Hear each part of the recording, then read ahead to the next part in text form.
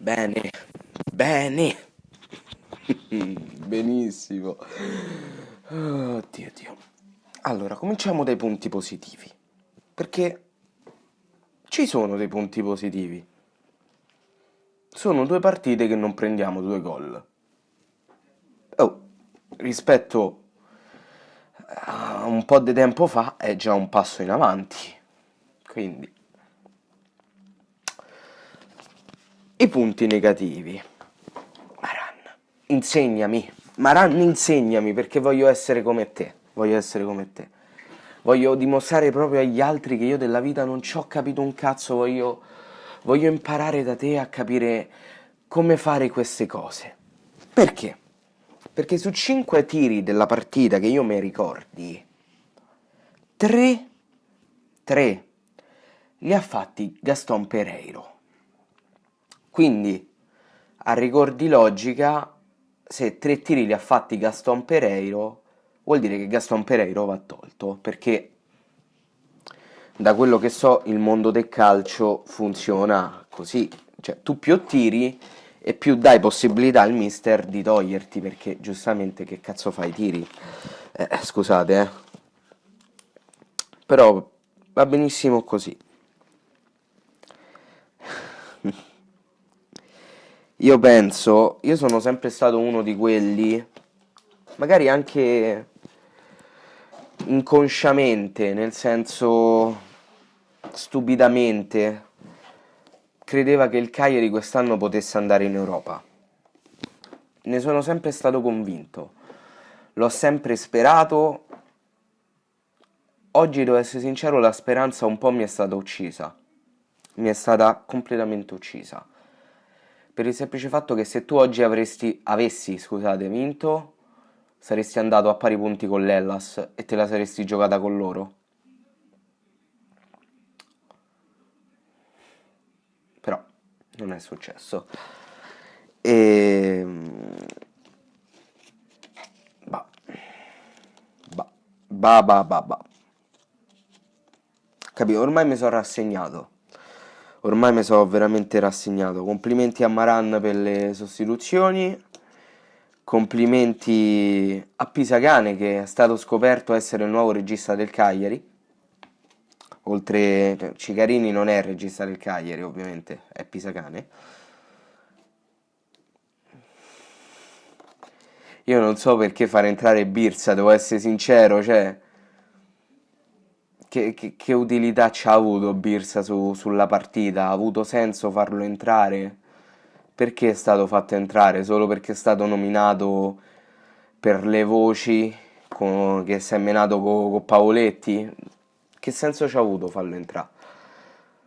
Non lo so, non lo so. Altra sconfitta. Non si vince da fine novembre, inizio dicembre? Quant'era?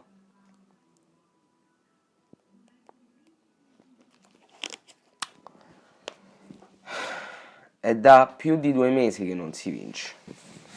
Più di 2 mesi. Che vogliamo fa'? Vogliamo continuare con Maran? Io non lo so, raga. Non lo so. Non lo so, veramente. Complimenti comunque, veramente a Maran perché bisogna fargli i complimenti, parliamoci chiaro, perché è incredibile come uno che non capisca un cazzo, perché non capisce un cazzo, parliamoci chiaro, sia arrivato fino ad allenare una squadra di Serie A. No, ma Maran è bravo, Maran ne capisce. Beh, se lo dite voi, si vede infatti, si vede proprio, infatti il gioco di Maran è rinomato in tutto il mondo. Sì, sì, poi la sua tecnica per quanto concerne le sostituzioni ce la invidiano tutti. Poi chissà che scusa si inventerà questa volta per la partita. Ma dopo il gol siamo crollati, i ragazzi nel primo tempo hanno fatto bene. Che poi parliamoci chiaro, io regà non è che pretendo che arrivi l'allenatore e spali merda su tutti i giocatori in conferenza stampa. Ovviamente ci stanno le parole di circostanza, però a me le parole di circostanza non mi sono mai piaciute. Ho sempre apprezzato un qualcuno che nel bene o nel male fosse sincero e dicesse la verità. Maran questo non l'ha mai fatto. Anzi, cosa aveva detto? Aspetta. Ehm, Perché c'era una dichiarazione di Maran che io quando l'ho vista mi sono messo a ridere perché ho detto ok, sicuramente non faremo un cazzo. Allora, la devo ritrovare.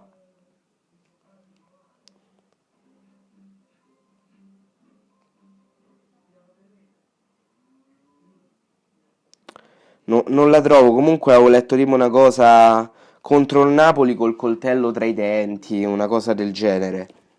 Si è visto infatti che dopo il gol subito abbiamo attaccato per 2 minuti, due cazzo di minuti, soltanto 2 minuti, e poi zero, zero.